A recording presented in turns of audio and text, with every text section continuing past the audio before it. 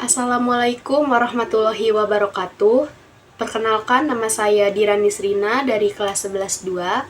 Pada video kali ini, saya akan menjelaskan mengenai 7 lapisan OSI layer dan juga cara kerja OSI layer tersebut. Sebelumnya, saya sudah membuat mind mapping mengenai OSI layer, yaitu dalam mind mapping OSI layer ini terdapat definisi 7 lapisan OSI layer dan juga alur transmisi. Baik, yang pertama saya akan ke definisi OSI layer. Open System Interconnection atau OSI layer adalah standarisasi khusus yang memungkinkan berbagai komputer dapat saling berkomunikasi menggunakan protokol sesuai standarnya. Model ini dirancang oleh ISO atau International Organization for Standardization. Nah, pada OSI layer ini terdapat 7 lapisan. Yang pertama ada application, yang kedua presentation, ketiga session, keempat transport, kelima network, keenam data link, dan yang terakhir physical. Nah, application, presentation, dan session itu termasuk ke dalam software layer atau layer non-fisik. Lalu network, data link, dan physical termasuk dalam hardware layer atau layer fisik. Lalu transport ini heart of OSI, yaitu untuk mentransfer data-datanya. Baik, ke application. Application itu dia lapisan ketujuh. Di lapisan ini terjadi interaksi pengguna dengan aplikasi yang menggunakan fungsionalitas jaringan. Contoh dari application lapisan ketujuh ini yaitu ada HTTP dari web, lalu ada FTP, IRC, SSH, dan DNS. Lalu yang kedua, presentation. Presentation ini merupakan lapisan ke-6 pada OSI layer.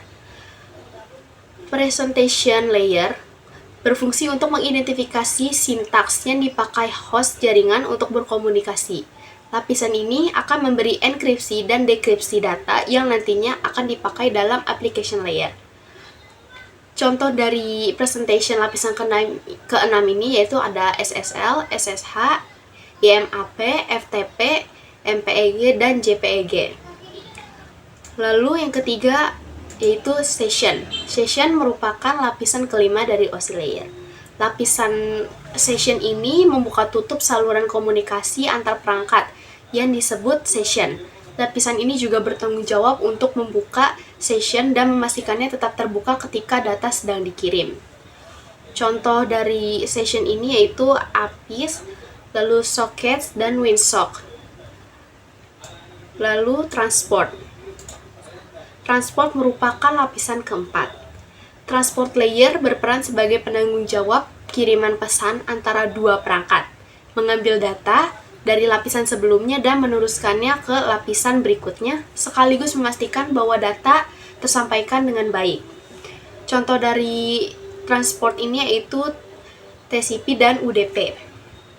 Lalu network.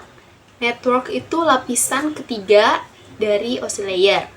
Lapisan network ini bertugas untuk mendefinisikan IP address sehingga setiap komputer dapat saling terkoneksi dalam sebuah jaringan.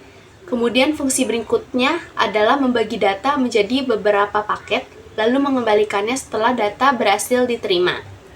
Nah, contoh dari network ini yaitu ada IP, ICMP, IPsec, dan IGMP. Lalu data link. Data link ini merupakan lapisan kedua.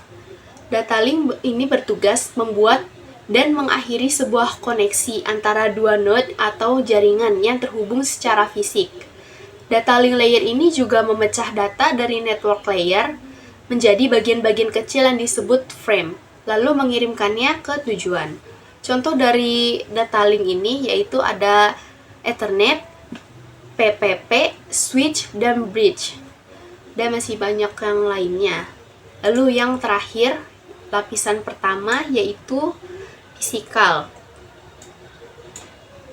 Nah, physical merupakan lapisan ke-1 atau lapisan pertama. Lapisan pertama pada OSI adalah physical layer, yaitu lapisan yang bertanggung jawab mentransmisikan data dalam bentuk bit stream. Physical layer mencakup segala peralatan pertukaran informasi yang dimiliki oleh dua perangkat yang melakukannya, termasuk kabel dan tombol-tombol. Contoh dari fisikal yaitu ada coax, fiber, wireless, hoops, dan repeaters. Nah, sudah dijelaskan ke 7 lapisan oscillator. Selanjutnya saya akan menjelaskan alur transmisi antar layer.